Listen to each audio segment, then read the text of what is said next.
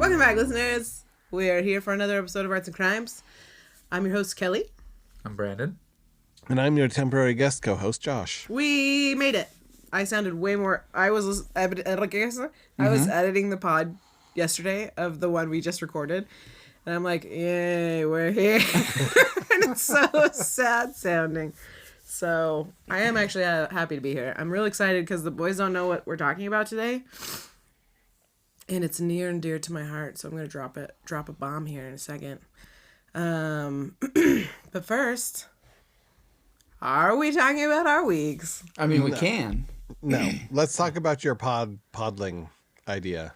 Oh, yeah, okay. So I had this crazy idea while I was supposed to be researching for this pod and editing 2 episodes. Instead, I was like, I'll do something else. And I was doing like doodles and sketches. At least it was for the pod. And I had this great idea that what if like the first merch we dropped for the pod was I'm a Podling shirt? Oh my gosh, it's so cute. But then I was like, I don't want to deal with selling stuff. So here's my idea. The first, is it first 10? We'll say first 10 since there's only like 50 or 60 listeners. So the first 10 that write in to the to us, like email via the website. So I go to artsandcrimes.com and then the Q&A section and send us an email. Then tell us, well, first you have to include your address because I have to mail it to you. But your name, your address, so I can mail it to you, whether or not you want to be anonymous. And then like tell us what your favorite episode is and why, or your favorite joke or whatever it is. And the first 10 will get a free I'm a Podling shirt and I'll mail it to you. So that's, I think, what we'll do. That's a great idea. Or a question. Or a question. Yeah, kind of just whatever. I assume all of them will be about why don't you guys bring back the deer with the pearl necklace? That's my favorite joke. The best of the jokes. It was the best of jokes. It was the worst of jokes. So yeah, if you guys want to, I'm a Podling shirt. Oh yeah. Also tell me what shirt size I should be getting. Otherwise, no, just do one shirt. One size fits all. Everybody gets an XXL. Okay, if you don't want an XXL, include... Then tough. Yeah. You're getting an XXL. And then on the inside, I'll write, you've been tuzzed. Okay.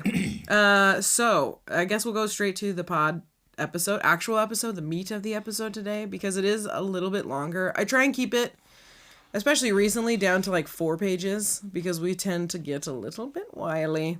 It's 6 pages today, so wow. We gotta be on point. No editing, super on point today. But guess what we're gonna talk about today? Ish. Because it's 2 parts. Here's your Ashwini warning. Wait, okay. It's a two-parter. Wait, is it 6 pages it's for 6 2 pages parts? in 2 parts? 6 pages for 1 part. Oh, part 1. Oh, wow. Yeah. So it might be a 3-parter. Yeah, this isn't going to be a... I hope not. I don't think it will be, but I have not started the second part's research. I just was like, I can't break this one up goodly. Yeah. So it's 1 part. So here's the hint. Not the hint. Just here's what it ended up being like. You're like, these guys are too stupid for hints. I just need to tell them. It's a lot like with Caravaggio, where I was like, I just love Caravaggio so much. We got to really understand where he comes from. And so I'm like, but to understand the Renaissance, we got to really understand the Medici family. And so then it ended up being a lot of episodes. Mm-hmm. So this one, I was like, I love the Terracotta Army. And so that's what we're going to talk about. Mm-hmm. But to really understand the Terracotta Army, you got to understand the guy that commissioned them, which was the first emperor of China, Qin Shi Huangdi. So... Wow, you just said that's just like... Do you know how many times I've said that name? Yeah. Every time I said it last night, because that's when I finished the research. I was like, you got to lock this in, Kelly. You are going to say this so many times tomorrow. What was his name? Qin Shi Huangdi. Qin Shi Huangdi. Yeah. That was wrong. You got it. We have a listener who speaks Chinese. Well. So this is going to go really well. I'm very, very sorry. This one goes out to you, Cayenne. I'm so sorry. Yeah, I definitely want to put that out there because I like researched how to pronounce things and I did my best, and they'd be like, say it like this. And I'd be like, I know it doesn't sound like that. I'm doing my best, Google. And it was like, you are terrible. So I say all of these names incorrectly, but not because I want to. I'm real sorry. So thank you. I apologize. You're great. Yay. Anyways, so we're going to talk about Qin Shi Huangdi. This is not the first time he's come up in this pod. I know. This is wild. This is crazy. But now we get to know all about him and how he conquered all of China to unify it. And then later he commissions that Terracotta Army. So I want to get to understanding him a little bit, and then we'll get to the Terracotta Army next time. But I did want to give kind of a teaser, a little bit of a teaser, a little wet your beak a little bit. Yeah, on the Terracotta Army itself, because I was talking to Ash and I said a couple facts, a little factoids about it, and she was like, "I didn't know that," and I think that I didn't realize. Because there's a bunch of stuff I didn't know also. But I think in my brain, I'm like, everybody knows everything about the Terracotta Warriors. But I think it's just people know about them and like a little bit of them. Like, oh, I've heard of those. And then that's it kind of thing. So I'm real excited to talk about it. So here's a couple real fun facts about it to like get excited about for the next pod. It is the largest burial site in the world, even larger than the entirety of the Valley of the Kings in Egypt. It is over 22 miles square. That's not how you say that. Over 22 square miles. Mm-hmm. You can say however you want. Yeah. In the thing, they were like, it's bigger than Manhattan. And I was like, that actually tells me less than the Valley of the Kings, weirdly. I feel like maybe I researched the wrong things. I don't know. But there's like there's thousands of soldiers, chariots, entertainers, weapons, armor. There's like 8,000 figures buried that they're aware of. Although there also is stuff that they haven't uncovered. Huge amounts of things that haven't been uncovered, but we'll talk about that later. That's the wildest part to me. I'm really excited. It's insane. And some of the stuff that they believe is in there is like nuts. So, and each individual character, like soldier, is individual, and they used like, again, I'll get into this a little bit more later, but there was like a lot of molds and stuff that they used to kind of make simplicity for like arms and legs and that kind of stuff. But like every paint job, faces, swapping ears, all that kind of stuff, like they are all individual characters, like people. So it was this like huge, massive, insane undertaking. But to get there, you have to be kind of a big deal, kind of a powerful guy. So we're going to talk about how Qin Shi Huangdi became the first emperor. So he was born during a time in China when it was separated into 7 states. This is often known as the Warring States period. And there was 7 states. So there was Qin, which was the westernmost. It was rich with iron and coal, and it had a lot of military power. And then there was Chu, which was a large southern state, and it was culturally significant, but geographically... I forgot to silence my phone. It's a real rookie mistake. As I check my phone. I silenced mine. I'm usually the offender. I'm not as popular as you. It was me. Okay. Okay, we've all got our phone silence now.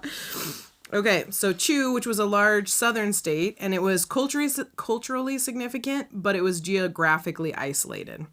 And then there was Zhao, and it was the northern central power and often at war with Qin.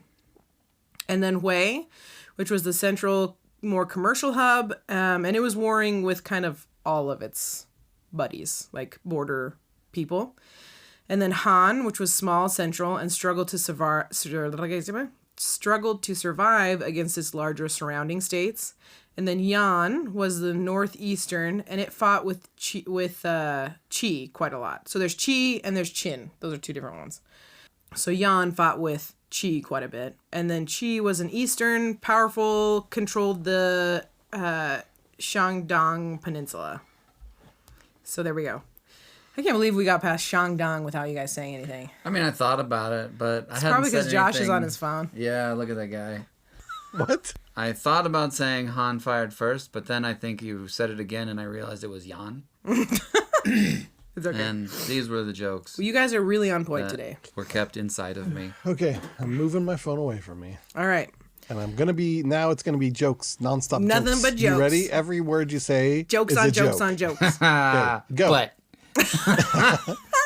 Nailed it. All right, Okay. I'm ready. Wait. Okay, so what year was all this? So this is, he was born in 259 BC.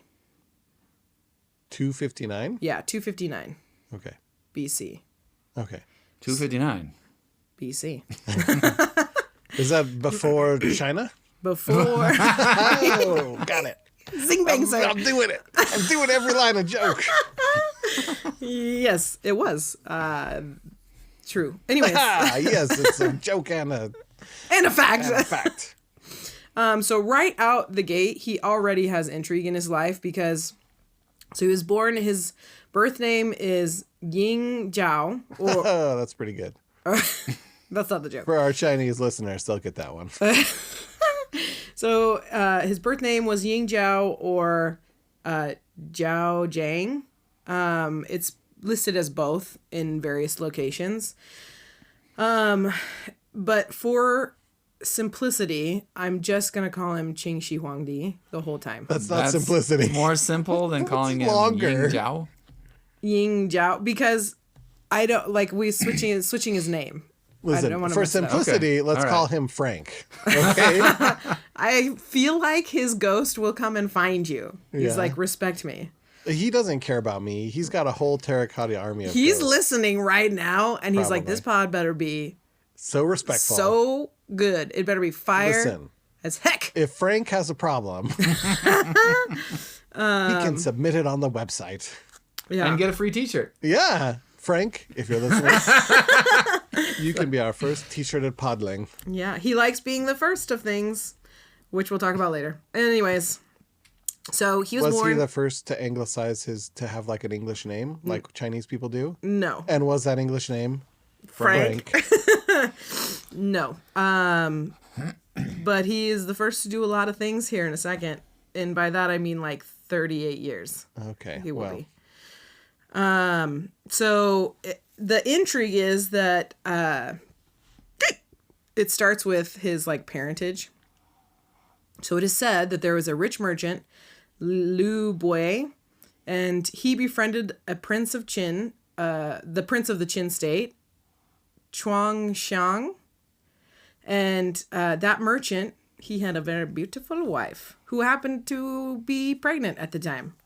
And so the merchant, Liu Bui, he sets up a little meet cute between his very beautiful wife and the prince so they could fall in love, and they do. And they the merchant set up a meet cute between his own wife, his own wife, who is pregnant, he just found out she's pregnant, and the prince. and the prince. And so the prince obviously fell in love with her, and they had relations. So he was also the first like cuckold fetishist. Yeah, I mean, I don't know how much I don't know how much he was actually involved in any of these decisions. It was Liu Bui who did it, who set it all up. And so they fell in love, they got into a relationship, but then very shortly after, like, you know, them starting their relationship, the prince was taken captive by Zhao, the Zhao state people. And so the baby was born while his father was in captivity.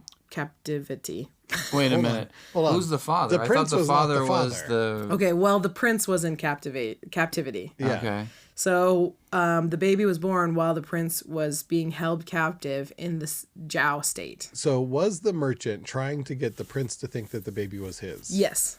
So that then the son would be a royal. Did they not know about illegitimate children? Like, was I'm that sure not a they thing? did. But he thought that it was his. And I guess if he's like off being held prison, you can fiddle with the time a little bit. Then why even bother the affair? Just wait till he gets captured and then Well- go, oh yeah, by the way, this is his illegitimate baby. I think he wanted the prince to think it was his baby. Yeah. right? The prince is in prison. Yeah, but But he he's had not relations. forever. He had relations with her before he left. And yeah, it was but known. if he's in prison and they say he had relations with her before he left, who's gonna He's gonna if know. the prince gets out, Because he lives. dang it. He gets out. Listen, there's a reason that none of my children are princes of China. That's because I lack the. I think I hadn't gotten to the key bit of information was that prince doesn't die. He eventually becomes the king of Qin. it's a very weird idea, though. Like, Yeah. almost feels like a cuckoo or something, you know, where it Oh puts yeah. its baby in somebody else's nest. Yeah. Yes, the cuckoo he's referring to is the actual bird. Yeah. Yes. The bird will go and push other birds' eggs out of the nest and then put their own egg in the nest. And then they don't have to take care of the baby. And then the mom raises it, and she's like, "Why is this one baby so gross?" And the dad is just like, "Who were you sleeping with?" Yeah. And the dad is an owl. Who? Who? Tell me who. These are the top quality jokes we're coming up with. Yeah. See, we're back on top, Brandon. We're carrying our weight. But yeah, so the prince does come back and he does eventually become the king of Qin. And so that makes Qin His Shi Huangdi illegitimate child that's not actually his child. the prince. However, there is also a lot of scholars that say that was probably a rumor that was started later to try and like illegitimize his rule. Discredit. There it is. Discredit his rule. After he became somebody important. Okay, I love the idea of his political opponents being like, "We need to smear him." They're having like a meeting behind closed doors, and they're like, "We need to smear him. What should we say?" And one of them is like, His dad didn't actually have an affair. "No, call him a pedophile." And the other one's like, "No, that'll never work." And the other one's like, "Say that he's got a Weird mustache. yeah, or whatever." And then like, "That'll never work." And then one guy's like, "Say that his dad was actually a merchant who impregnated his own wife and then hooked his own wife up with the prince in order to fool the prince into thinking the child that is actually not his child is really his child and is the prince." And they were like, "That's the one." Yep. It's crazy enough. It just might work. So yeah. That happens. And though the prince was made king and all that kind of stuff, it also he was the king of Qin at the time died when Qin Shi Huangdi was only 13. So it also kind of like maybe looks bad, but with the aid of his like maybe daddy, the Liu Bui, The merchant. Let's just call him the merchant. he was actually like put in charge, but then the merchant was the regent while Qin Shi Huangdi was coming of age. So the merchant was kind of running Qin for a little bit before. So his plan worked perfectly. Yeah, if it was in fact a plan. And not Yeah. a smear campaign. Yeah. The merchant ruled for about 8 years until Qin Shi Huangdi came of age in 238. The year is 238 at this point. Also, this is like, just to explain what his name means, I think it's fun. This will come up later. So Qin Shi Huangdi, he gives himself that name later. And so just so you know what I'm saying this whole time, it means, because we were talking about how he does like a whole bunch of firsts. So it means literally first emperor of Qin or first sacred emperor of Qin. So Qin refers to the dynasty, and then Shi means first, and then Huangdi combines August/shining, and Di is divine ruler. So he's like the shining divine ruler, to indicate his supreme authority. And he also invented the title for himself when he took over. Listen, if you're the shining deity, you can do what you want. Yeah. So anyways, so then he became of age and he took over, and he had a few things that he wanted to do right off, and it sort of set the tone for the type of emperor he was going to be. So at the time that he took over, his mother, who was again said to be a beautiful woman, she had needs, and so she took a lover. And that lover happened to be part of the opposition, somebody that was not from Qin. And so Mr. Huangdi had him executed. And then because his father, or his maybe daddy, the merchant, was also involved, he had him exiled. Although his mom, I think, they didn't say anything about his mom, so I guess he was fine with his mom. But he took care of everybody around her. Okay, so he killed the man that his mom had an affair with. Yes, and then exiled the his merchant. dad. Yeah. And his mom, he was just like, you rascal. Yep. Yeah. Keep it in your pants. So from there, he surrounded himself with some of the most competent minds and generals that he could, whether they were native to Qin or not, which I thought was interesting because he just exiled a guy that wasn't. But maybe he was like actively part of the opposition. Well, the other guys probably didn't sleep with his mom, so they're safe. That's true. He's having his first cabinet meeting, and he's like, listen, don't sleep with my mom. Rule number 1. They're like, we can do that. So he had an advisor, Li Su, and his advisor was the one that kind of told him to do that, which was originally against the rules. Originally, you couldn't have people that weren't from Qin as like advisors and helpers and that kind of stuff. But he got rid of that rule because he just wanted the best like minds and political, military, all of that kind of stuff. So he quickly formulated a plan for conquering the other 6 states and unifying China. So, Can I ask a question? yeah. I don't know if you're going to have the answer to this. Is the source of that rule like racist? Like they thought people from other countries were less than them? Or is it just like practical, like, well, maybe they're a traitor, you know, like is it trust based? I'm very curious where that comes from and how Chinese people viewed each other, right? Yeah. I don't have a, like, I read this and this is what it says kind of rule. The only thing I can speculate on is what, like, we have researched and what I've read. And a lot of like books and stuff, there's a lot of like trust and betrayal issues of people from different places and within the castle. So that was a huge concern. But also, like, when we read the histories of how they thought of, like, what they wrote about, like, the Japanese people and their tattoos, and they called the people around them in the plains that were attacking, like, the outskirts of China, they called them barbarians and that kind of stuff. So I would imagine they didn't have a positive view of foreigners either. So it's just, China is such a big country. Yeah. And obviously this is the war of unification or whatever, right? Yeah. So they didn't view themselves as China. Yeah. They all viewed themselves as different countries. As the 7 states. Yeah. Yeah. Well, it wasn't even like, it was not one country, right? I don't think so. I mean, they obviously were identified as 7 specifically because they didn't count any of the, like, lands around them. Yeah. So the 7 that mattered were the 7 that he conquered. Interesting. Right. I mean, you wouldn't... It seems like it's pretty normal to maybe not trust your enemies to come be part of your thing. Like, the Leaf Village is not going to invite the Sand Village to, like... For our Naruto, for our Naruto friends. Listen, I don't know what this is the kind of news that Brandon's taking in. He's like, but who's the next Hokage? I don't understand. Okay. So yeah, it's a little bit of conjecture since I don't have like a good answer, but those are the things that I would pull my answer from. Anyways, so he formulated a plan in conquering the other 6 states and unifying China. The plan, which focused on annexing each state individually, was based on allying with distant states and attacking nearby ones. And it's from one of the 36 stratagems. This was a famous Chinese essay. They outlined a series of stratagems used in politics, war, and civil interaction. It also focused on like cunning deception, both in the battlefield and in the court.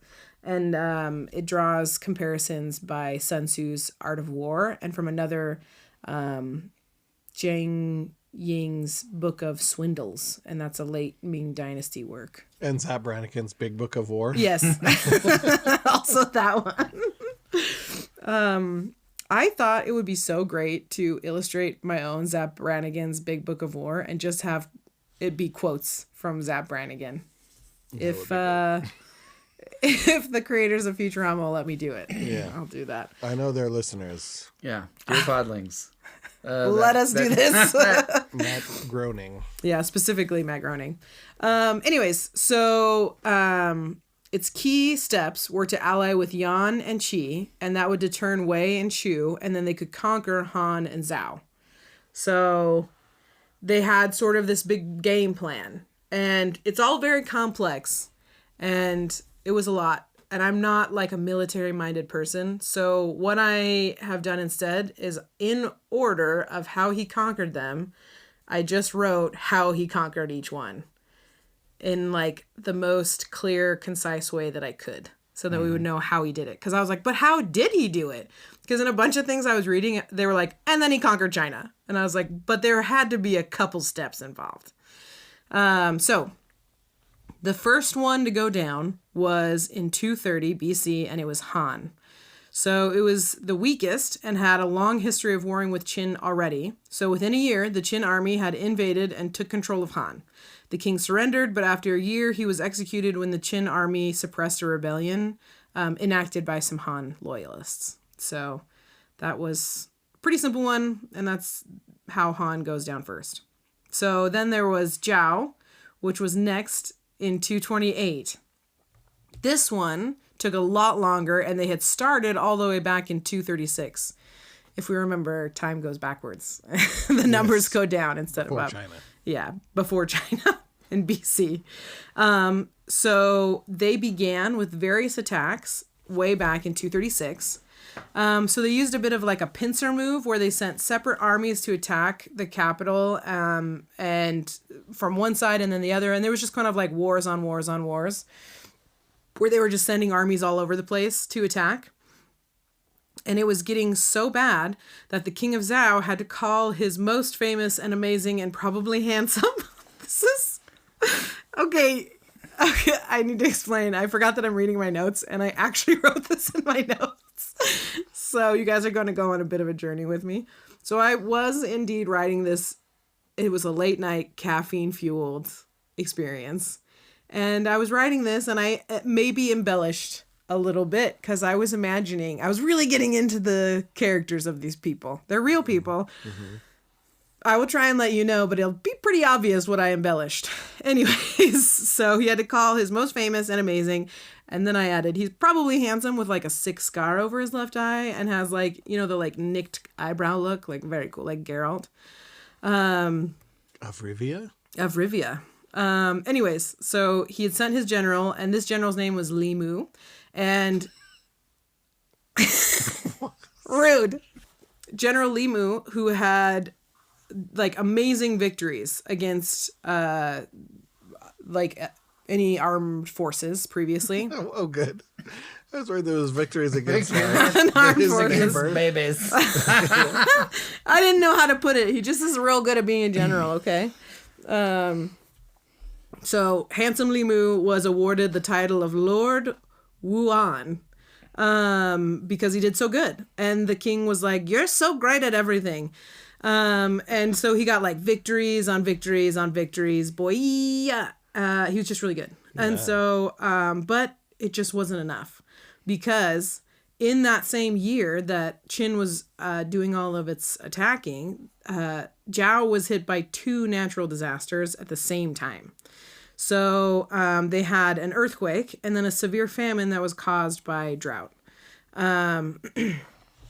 So seeing this advantage, in 229, Qin sent 3 separate armies to attack the Zhao capital, and then 2 forces to the north to attack there. So in the north is where our brave and handsome General Li Mu was stationed, and he was able to actually successfully hold off the Qin army with the help of Sima Shang, who was probably his like lighthearted buddy that always tries to cheer up Li Mu with like jokes. And he always worried that Li Mu is like doing too much, and that's why he can't get a girlfriend. He probably died first saving Li Mu, and was like, his last sad thing was a joke to make Li Mu happy. And then Li Mu probably like cried and laughed. It was so sad. That's not historical fact. That is how... Really? That's how I imagined it. That's not historical fact, you say. That's how I imagined it in my late night thing. I was like writing this down and I was like, this is such a beautiful sad tale that I've invented. That you made. Yeah. And that's how histories were documented a few hundred years ago. Yeah. That's true. But wait, it gets even sadder because this next thing is actual facts. So the Qin government sent a bribed spy to the sent somebody to bribe the Zhao minister that was highly trusted by the king. So the minister told the king that Li Mu was plotting to overthrow him. And so the king was doubting Li Mu and asked Li Mu to hand over his command to the deputies. And it was just these two guys that weren't as talented government or like militarily wise. And so Li Mu refused the orders, which made the king even more suspicious of him. So he sent his guards to arrest him, and then he executed Li Mu in prison. Which I was like, literally, I read this as I was reading it. I was like, no! I was so sad. I got emotional because I made up all these fake things about him. Anyways, so yeah, he gets executed. And so then in 228, it gets confirmed to Qin that Li Mu was taken care of and he's not there anymore. So then they could attack. And essentially they removed Li Mu, and then they were able to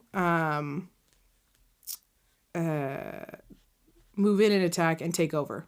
Like, it was immediately after they got rid of Li Mu, they took over Zhao. There was a brief attempt later. The prince of Zhao, he was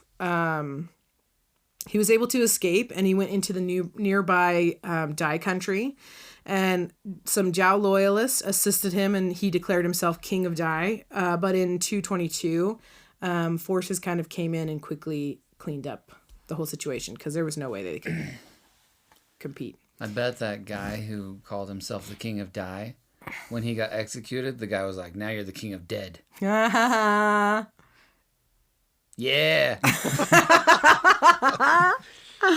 All right, so that's how Zhao fell.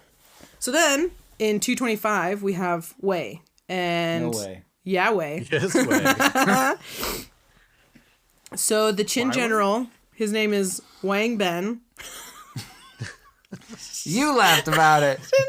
I'm sorry. You've been practicing and you still couldn't keep it together. No, I'm so sorry. Now, what's his name? Wang Ben? Wang Ben. Wang Man. So the Qin general Wang Ben, he led 600,000 troops to conquer the northern border of Chu as a precautionary move to guard Qin's flank from Chu attacks while they invaded Wei. So then Mr. Ben came up with this great plan that he would redirect the waters of the Yellow River and the Han Canal to flood Dalian, which is the capital of Wei. So for 3 months, his troops not only worked to redirect the water flow, but also maintain a siege on Dalian. Which ultimately worked because it flooded the area and over 100,000 people died, which included civilians. And so they surrendered. So they went in, they executed the king of Wei, and Qin took over.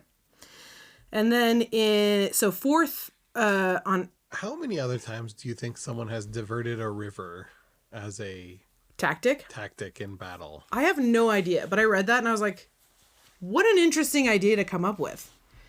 Like, that's nuts. Yeah. I feel like that's a lot of work. Yeah. Well, I mean, he had 600,000 men. It is wild. Like, that's so many. The number of men, because you're talking about how he's like sending an army here and here. And I'm like, okay, so it's like 200 people. Like, no, there's like tens of thousands of people in each of these little armies that he's just moving around. And the more he conquered, the more he had at his disposal. Thank you. Yeah. So yeah, when you were saying the Terracotta Army, you had to be someone special to be in it. Mm-hmm. I was like, that's like, there's like, how many are there? Over 8,000. Yeah. I was like, that's like a whole army. Nope. That was just like the generals, basically. Yeah, it really was. So the fourth one on his list, this was Chu, and it fell in 223. It was noted that they were their strongest rival. So Qin Shi Huangdi had two generals that had two very different ideas. So one said that he could conquer Chu with 200,000 men, and the other said that he could do it with 600,000 men. So Qin Shi Huangdi selected the guy that said he could do it with 200,000. He went with the lowest bidder. Yeah, and sent him. So the general... That is wild that they're doing it like a bid, like a government contract, but it's with people. People's lives. Yeah. So that general, who I'm just going to call 200K because we can keep that in mind. The general of the 200K, as soon as they went out, he was like, oh, by the way, I'm real sick. So this first battle, I'm just going to go home, but the men will take care of it. And so he went home, and then they had their battle, and they actually were victorious in this first battle.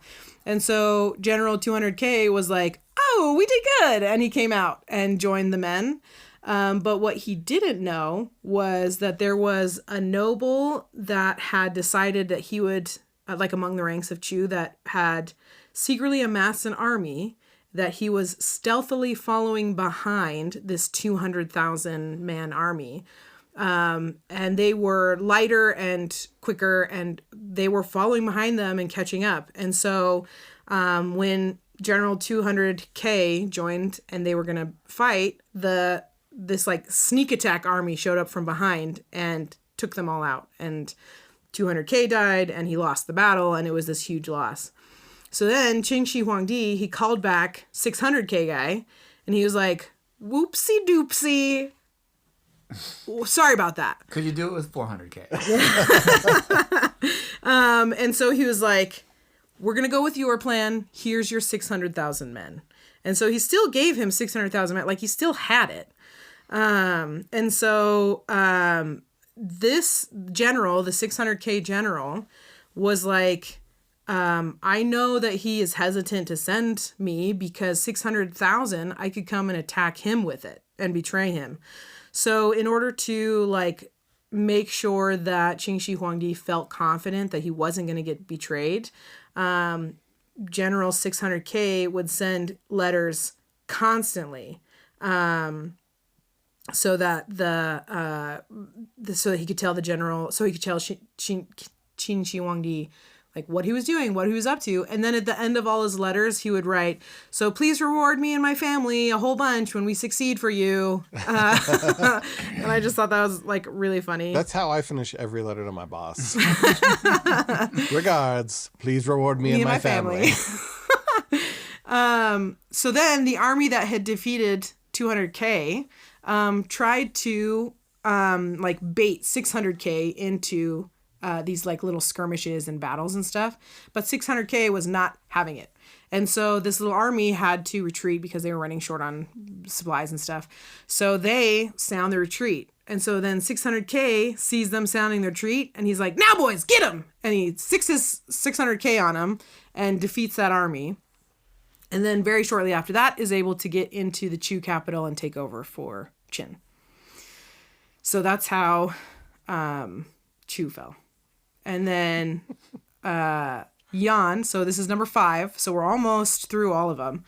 So Yan is the 5th to fall in 222, which is also when Dai County gets taken care of, if you remember. Anyways, so... I didn't. Yeah. Thank you for the reminder. You're welcome. There's a lot to remember. So back in 228... What we really need is like an interactive, like a game of Risk. Yeah. Where so we you can see be it. like, yeah, we need to move them around for dummies like me. Visual aids. Yeah. So I tried to make this as easy to follow because a lot of stuff I was reading, it was so much more. And I was like, just get to the meat of how you did it. So hopefully it's easy to follow. So what you're saying is you dumbed it down, and I'm complaining that you didn't dumb it down enough. Well, it's, I mean, even as like quote unquote dumbed down, it's still, there's still a lot. Need a break? Yeah, I'm gonna go to the bathroom real quick. Okay. Oh. Break time. Here, take this fuck back. Take what? I What? was throwing. Oh. Yeah. Oh, I see. I'm gonna have to edit that word out so many times. Oh. Yeah. was a very swear-heavy episode. Yeah. Brandon doesn't need to go shopping today, by the way. Oh, okay. So I won't go shopping today. I mean, I probably should, but I'm not gonna. Are you okay, dog? You all right? He really, really likes this blanket. That's why it's down there. Yeah. He loves it. He's a good boy. It's very soft. Yeah. Just such a good boy, Ein. Ein. He is so deaf. Oh, hi. Just a handsome boy. Oh. Yeah, why is he doing It was that? his face. Come here, bub. Does he have like a tooth or something that hurts? Maybe.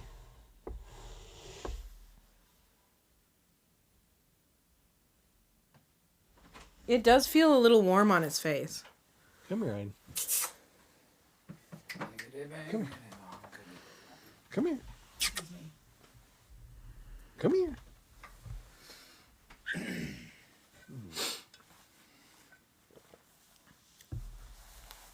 Come here. Yeah, what's wrong?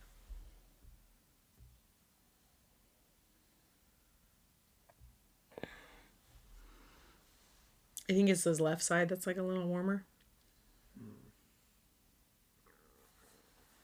You okay? All right, sorry. Just leave him be. Alrighty. We good? We're okay? Mm-hmm. I think we're getting there because we're down to 5, to the 5th that falls. All right. So the 5th one to get taken care of is Yang. So back in 228, Qin forces were sent to Yan. Okay. This one also, Josh, especially, I can't remember, Brandon, if you watched this film, but there's a film based on this. Tell me if you remember as I tell a story. Crouching Tiger, Hidden Dragon. No. So back in 228, Qin forces were sent to Yan, and the crown prince of Yan, his name was Don. So Crown Prince Don of Yan. Don of Yan. Yeah. Don Juan. Don of Yan was advised to make an alliance. Was a real Don Juan, and he slept with the mom. He didn't sleep with any moms that I'm aware of. He slept with some mom. Maybe the mother of his own children. If he didn't have any kids, then he didn't sleep with a mom. I don't. It doesn't talk about him having any kids, actually. But I assume that he did. Who knows? Don Juan, the king of Juan was named Don. Yan. He was a real Don Juan. He was the crown prince of Yan. The crown prince of Yan was a real Don Juan who slept with a mom. Is that what we're saying? It's a good one. It's very like Brandon is so tired of it. He's like, yes, Josh, you're very funny. Move along. Anyways. But I will not move along. Don Juan was a Juan from the land of... Wait, what was his name? Mic has been unplugged this whole time. It's Crown Prince Don. Crown Prince Don Yeah. of the land of Yan. Yan was a Don Juan who slept with mom. Sick burn. Sorry, Mom. Let me say it again. Slower and louder. The crown prince of Juan. No.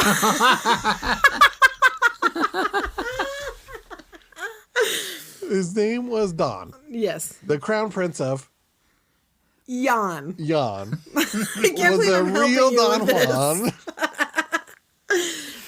Okay. And he slept with... Wait, what's the emperor's name? Qin Shi Huangdi. He slept with Qin Shi Huangdi's mom. Mm-hmm. He wouldn't allow that. That's rule number one. Yes, I brought it home. I'm going to cut this whole thing and you're going to be so sad. I will be sad. Send it to Michaela. Yeah. Okay, so anyways, the crown prince, Don Juan. he was advised to make an alliance with the Dai County, with Qi, and with Chu to counter the impending Qin invasion. But he didn't like that. So without his father's permission, he hired an assassin, Jin Ke, to kill Qin Shi Huangdi. Ooh. So Jin Ke... I love the idea that, like, wouldn't all of them have this idea? To send assassins? Yeah, that's the most obvious plot. Yeah.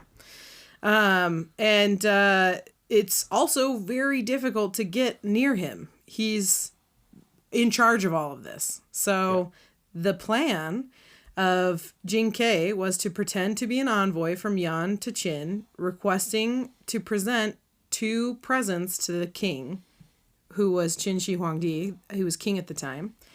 And so first he handed him the head of Fan Huji, a former Qin general who had betrayed Qin and fled to Yan.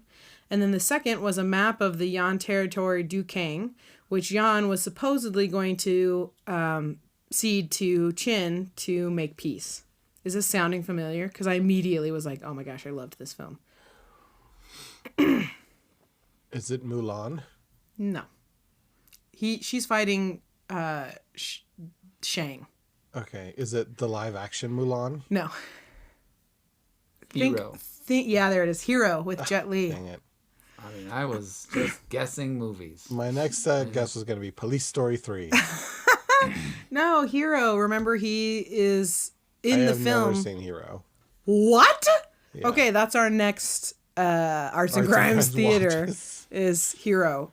I remember seeing it the first time and just loving it. It's absolutely beautiful, and it was like sad because Jet Li is the assassin. Anyways, it's a very beautiful film. Yeah. But it's like I was reading this and I was like, oh my gosh, this is that film, but real life. Because it was based on real events, but the story obviously is not. Because all we really know is that... You know why we know this story is not real? Because he doesn't get with a mom. Because Jet Li... because all we really know is that the assassin was sent. He had these 2 gifts. And then the plan was that he would get close enough to be able to unfurl the map that had the territory of Dukang, and hidden within the map was supposed to be a poison-tipped dagger that he would kill the king with. But obviously that didn't happen. The assassin did not succeed and instead lost his life. But Qin used the assassination attempt as a legitimate cause to lead Qin forces into Yan. And so he was able to take over the capital. And then the king of Yan, the crown prince, and all of their surviving forces retreated over the Yi River. But the king, in an attempt to broker peace with Qin, extended an apology in the means of he executed his own son and sent the crown prince's head to Qin as an apology. Why do these guys love sending heads? I mean, it's the old way, I guess. But none of the other kingdoms that you've mentioned so far sent heads as gifts, if I'm remembering correctly. But Yan did it twice. They're like, this is their... This is the only gift that matters. I would love it if when you're going through them, you're like, this was the southern one that's known for iron. And these guys are known for gifting heads. And that's what they did. Which, like, it did actually work for 3 years. They brokered peace. But then in 222, if you remember the General Ben, he led... Ben Wang. Wang Ben. Wang Ben. Yes, Wang Ben. Wang Ben led forces into Yan, and he just decimated the remaining forces, captured the king, and then fully took over. Even after they sent them the head of his son. Gift of a head. Yep. My son's head. Don't look a gift head in the mouth. Anyways, so then the very last one was Qi, and it fell in 221, just a year later. So while all of this was going on with all the other places, the king of Qi was too young to rule, and so his mother was the regent. And she was advised by her chancellor, Hao Shang. Josh is perking up because I was over here chuckling, and I chuckled because you said the ruler or whatever of Qi was too young, and in my head I was like, that's his name. And then you said too young to rule. And so, yeah. Yes. Okay. Emperor too young to rule. So his mother became the regent, and she was advised by her Chancellor Hao Shen to not make any alliances with any of the other states. So that they would just be by themselves this whole time while Qin is attacking everybody else. It's important to note that her chancellor long ago was bribed by Qin to advise her to do this. So, and she did what he said because, she's not a military or government mind. So in 221, they were the last man standing. So they were like, all right, we're the last ones, but we are not going to give up without a fight. So they sent their little army to the border to meet and fight with the army of Qin, which is very brave. But the Qin army, who had already taken over everybody else, was like, oh, hey, there's this route that goes through Yan that we can just go straight to the capital of Qi without fighting anybody. So they walked up to the capital, and the guards were like, surprised that this army showed up. And so they walked in and took over Qi without any fighting. So from 230 BC to 221, what is that, like 11 years? 230? 230 to 221. Would be 9 years. Oh, yeah.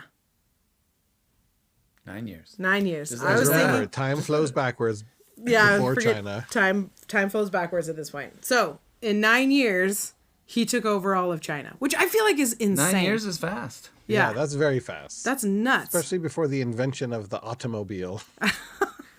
Yeah. Just like moving that many people around China, and let alone like fighting battles and consolidating power. Yeah, that's crazy.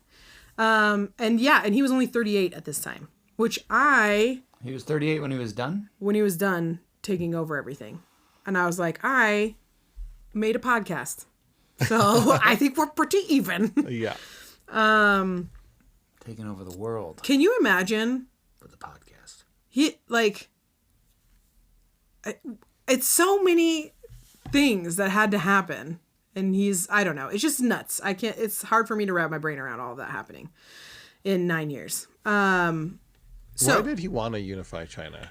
he had quite a few good reasons. to be the first. Not just that he wanted to be the first. But some of the first things he did were to make it easier for him to accomplish the tasks that he wanted to accomplish. So one thing he ordered was that all of the previously existing books were burned so that scholars couldn't compare his reign with anybody that came before him. He's off to a great start. Winning points with me. Yeah. Holy cow, man. He wanted to suppress certain thoughts, and he wanted to unify political and intellectual opinions. So get rid of the books. There were, I literally wrote, tale as old as time. People got to get rid of knowledge if they want to, take over and maintain control. There were some books that did survive. So he let all of the astrology, agriculture, medicine, divination, and some of the history of the Qin state, that kind of stuff he let stay. And owning books, there are some books specifically listed, like a book of song or the classic of history carried severe punishment.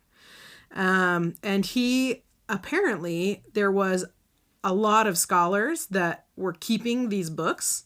And so it was some number around 460 scholars burned alive for owning these forbidden books, which his eldest son, Fusu, criticized him for doing, especially because a lot of these forbidden books the emperor himself kept, in his library. So he just didn't want the people to have them, I guess. And so he was very severe. He was known for being an incredibly cruel, incredibly severe ruler. He also created a standardized system of writing. So it was a uniform script, as well as he standardized weights, measures, and coinage. He also devoted huge military forces to the protection of China, and that included finishing and connecting the Great Wall. He also created the Ling Canal, which connected China's north and south river systems. And then, of course, he created an enormous army made of terracotta, which was highly connected to an obsession that he developed after he became emperor, which was an obsession to become immortal, which we'll talk about on the next episode. Hooray! Hooray! So there it is. There's Qin Shi Huangdi. Qin Shi Huangdi. Good guy. He was a guy. He was a terrible man. Don't sleep with his mom. Yeah, he was like, in every single document I read about him, they're like, he was really known for being terrible and murdering a lot of people and forcing tons of people into slave labor. Just like, not great, but he did accomplish a lot of really important things. Huh. Okay. So there we go. Justified. You think justified? No, I don't agree with that. No, I don't agree either. Just is like nuts. Like the whole thing is just so nuts to me that like all of this happened. I mean, less than 40 years, he was able to create this plan, execute it, unite China, and enact these huge, intense changes. It's just so wild. Pretty good for a merchant's son. Oh, yeah, possibly. Sick burn. Yeah, so there's that. Speaking of Qin Shi Huangdi. Okay, here's something that I've been thinking about a while, which is that it's interesting that it seems the more powerful people become, the more they have this desire to not be bound by any kind of rules or laws, right? I feel like that's so excellently displayed in Full Metal Alchemist Brotherhood. Yeah. We're real anime heavy this, Yeah, we are. this episode. Keep going. Well, okay, but like think of Elon Musk, right? Uh-huh. He's a man Yes. who Brandon's picturing him right now. He's like actively. He's the richest man in the world who is a pronatalist, which means he thinks we're not having enough babies. And he's like, you know, what we need is more of me in the world, which people could argue for and against. So he impregnates lots of women, right? But he frequently impregnates women that work for him. He famously offered a stewardess a horse if he would let her, if she would carry his baby. And like several times it's been like employees, he's had an affair with people's wives, blah, blah, blah, right? This is a man who, if he put out an ad and said, I would like you to carry my baby, anyone, like people from all over the world would say yes. I don't mean anyone, but I mean, there would be a line outside his door. Like if he said, I'm a multi-billionaire and I want you to carry my baby and I'll pay you $100,000 a year or whatever. Like there'd be a line out the door of people who are willing to do that. Instead, he specifically chooses to have babies with people that are societally, it's inappropriate, right?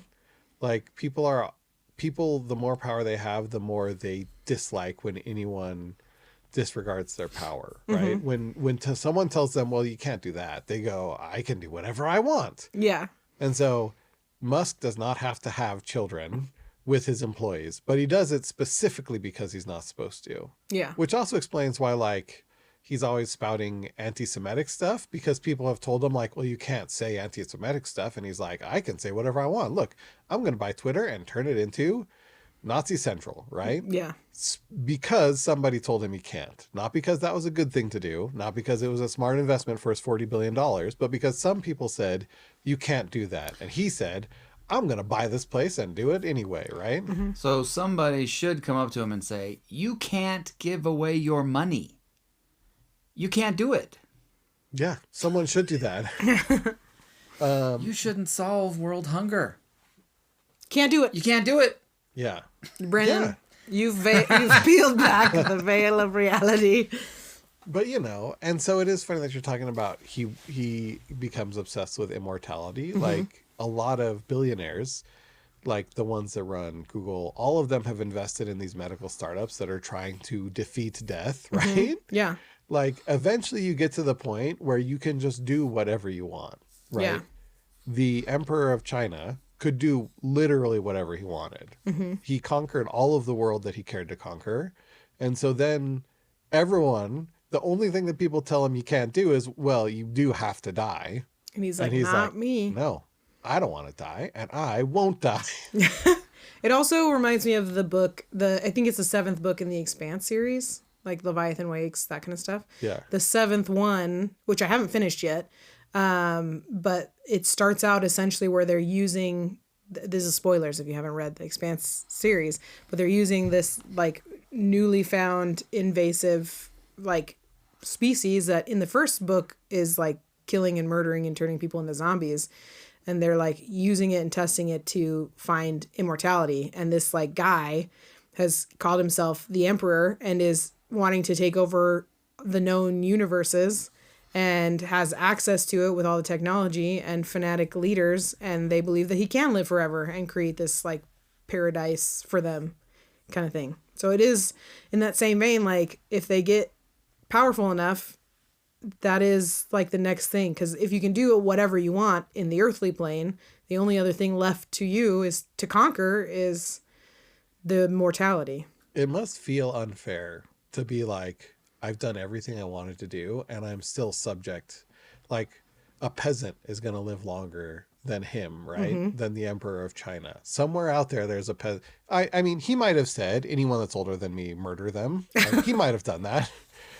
And that would have, I suppose, solved that. But like, yeah, someone's going to die and live and have more years of their life than him. That's super unfair, right? And same thing for people nowadays. They founded companies, they have created billions of dollars of wealth for themselves, and yet they're going to die just like some idiot, McDonald's worker, Yeah. Yeah. And it's like McDonald's. I want to clarify. I don't think people that work at McDonald's are idiots. Yeah. They're great. Yeah. I think that was me transposing what a billionaire would think about somebody who works at McDonald's. Yeah. But I don't think that way because I'm not a billionaire. But it feels like it is like a lesson about mortality and like it is the ultimate, it doesn't care who you are. Yeah. It's such a crazy thing. Yeah. This has gotten very deep and existential, which I cannot have happen. All right. My brain. I think people might think about these billionaires and stuff who are trying to live forever and think like, I just can't understand them. But it's sort of part of the human condition. Like we are scared of death. We want there to be a certainty for us. It's one of the reasons why religions exist. It's because it gives people immortality that they can't get for themselves. I think like the billionaires are doing things that are ridiculous because they have the money to do ridiculous things, but they're not maybe all that different from everybody else. I think that's maybe the point, is they aren't any different from anybody else. It doesn't matter. Mortality is still going to happen to them. Because they aren't different, they aren't better, and they aren't special than anybody else. You hear that, Elon? And I'll say it loud enough so when the people in the back can hear it. Elon. You showed him. Yeah. He is going to buy this podcast and turn it into a pro-Nazi. Yeah. It's a very expensive podcast, Elon. Yeah. Listen, we're not just giving away t-shirts over here. Yeah. Our podlings would be very upset. If Elon Musk called and said, I want to buy your podcast, what amount would you give him? The most insane amount. I would sell out for cheap. Would you? I would be What's like, cheap? for Elon, $10 million. Split 3 ways. I would do that I in a was at least heartbeat. triple digits million. Yeah. I was like 100 million. 100 million. Dang. Listen, Split we're 3 not ways, Joe Rogan easy. over here. Listen. So I mean, that's the price, Elon. 100 million split 3 ways. split 3 ways. All right. oof. I mean, I'm okay with it. Okay. Now But we know our price. My price would have been much lower. I'd be like, I'll take my 1 million, and now I'm gonna start a podcast called Crimes and Arts. We can still do that and get 100 million. Yeah. Yeah. Why you lowballing Elon Musk? He spent $40 billion on Twitter. Okay. And we're about the same like reach as Twitter. Yeah. We're much more heartfelt. No, but I mean, Twitter did not make any money. Neither do we. We have the same financial thing as Twitter. Yeah. Really, our price should be $40 billion. Let's be honest. Yeah, we should. Because Okay, you're Elon, getting that's a the deal. new price. You're getting a deal here, Elon. Unlike Twitter, so the problem with Twitter was he had to buy it and then you had to fire thousands of people. Just fire 3. Problem Your solved. job's done. Yeah, it's way easier. So he's getting a steal of a deal for $40 billion. Yeah, way less of his time, which is very valuable. I because can't he's even a imagine that multi-billionaire. amount of money. But did I tell you somebody asked me what I would do if I had like millions and millions of dollars, if I was like a billionaire or whatever? Here's the one thing that I was like, this is for sure what I would do. I would go through and I would adopt schools, and like every school year I would fully fund everything for that school, either that school or the entire district. I can't understand money and how that works on such a high quantity. So, and I would just like, every teacher would get like their whole classroom like kitted, and they would get everything paid for, and all their overtime would be paid for. And like, oh, do you want some like TAs in your classroom to help with your like insane kids? Here's like FTE for all of these kids. And I would just go through and adopt a new high school, a new junior high, a new grade school every year, so that eventually I would have all of these schools taken care of. Listen, that's all well and good, but what personal thing would you do in your personal life selfishly for you if you were a millionaire? I would buy some property in the woods. I would build a cool, sick house and a huge wood fire kiln, and I could go out there and do like wood fire pottery. Okay. That would be sick. Brandon? I don't know. I mean, Kelly's vision sounds cool with different goals, right? No kiln for me. No, listen, it's keeping up with the Joneses. You have to have a kiln. What do you even do with it? I just light a fire in it and then I do marshmallows. Yeah. I don't know. I don't have big enough dreams, maybe. I love the idea of fast forward to Elon Musk accepts our deal and Brandon's a millionaire, and we see him with one scooter on each foot, zooming down the road on double scooters. It's like his own chariot. Yeah. Double scooters. It's just a small car. But one half isn't connected to the other, so it's like a small car, but dangerous so car. much Yeah. worse. Yeah. So much danger involved And then there. he 3D prints stuff to connect To them. connect them. And then he's like, it's so windy. So he creates like a windshield thing. Yep. And by the end of it, He's got a... I do have a little car. I mean, I've thought of this before because the one thing that I hate, I don't hate it, but cooking is just a pain. And I was like, I would get a personal chef. That is my, like, if I were a millionaire, the one like rich person thing. Cause like I'm super happy with my house and my car. But if someone would make me healthy, delicious food on a daily basis, yeah, I'd pay for that. So, Brandon, you're going to have to stick with the double scooter idea if you don't come up with your own. Oh man, I don't know. I just like I think what sounds amazing is to like somewhere isolated, like a cool island with a bunch of crap, and I can just Robinson Crusoe stuff together, and like that Live sounds off the grid. more fun. Yeah, definitely. Like just Get your solar off the panel grid. charger thing that you've been eyeing at Costco. Yeah. What is it that Flynn Rider sings in Tangled? He wants So an it's- island. yeah. An island all alone, surrounded by surra- piles and piles something. of money. Yeah. That's Brandon. Yeah, I'm Flynn Rider. Surrounded by enormous piles of money. There you go. There it is. I It's mean, not all gray. I don't know. You seem so disappointed in your lack of answer.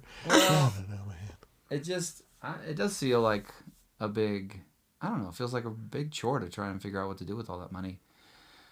Take enough of it to like set myself up a tiny home somewhere remote and self-sufficient, and like come up with a bunch of plans of different things of how I can Beat not mortality. need anyone ever. and then the rest of the money is it goes to a company that's going to continue to make money and do good things, but somebody needs to make me a robot to put my brain in, that you can shoot into space. Hey, guess what? That is what Elon Musk is currently doing. So Elon Musk, Kelly and I will split the money. Yeah. And you need to put Brandon's brain in a robot and shoot it to Mars. Yep. Pick what planet. You can pick what planet. Yeah, you can Oh be a different man, planet. I You don't have mean, to be I'm the Mars. most in love with Jupiter, but Jupiter's I don't yours. see how I'm gonna survive that. You're a robot in a brain in a robot. I- Yeah, Yeah. especially make the robot for Jupiter. Okay, Elon, did you hear that? It's got to be Jupiter proof. All right. Well, So there we go. got it all planned. I got wild there at the In end the end, we weren't that different from from Qin Shi Huangdi. Qin Shi Huangdi. So we're all a little bit like crazy people. Yep. Anyways, thanks for stopping by. Go do some art. Don't do any crime. Bye. See ya. Goodbye. I'm Batman. I'm bad. You would be if you had 40 billion.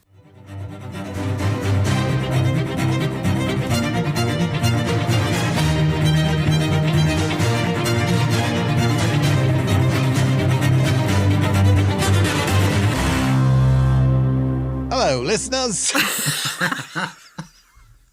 It's a jolly good day for some arts and crimes. I'm your host, Brandon Boyles. And I'm Josh. Your co-host, double, not gonna be a host maybe someday. That's uncanny. Crikey, my accent is just going all over. It's a global tour of accents.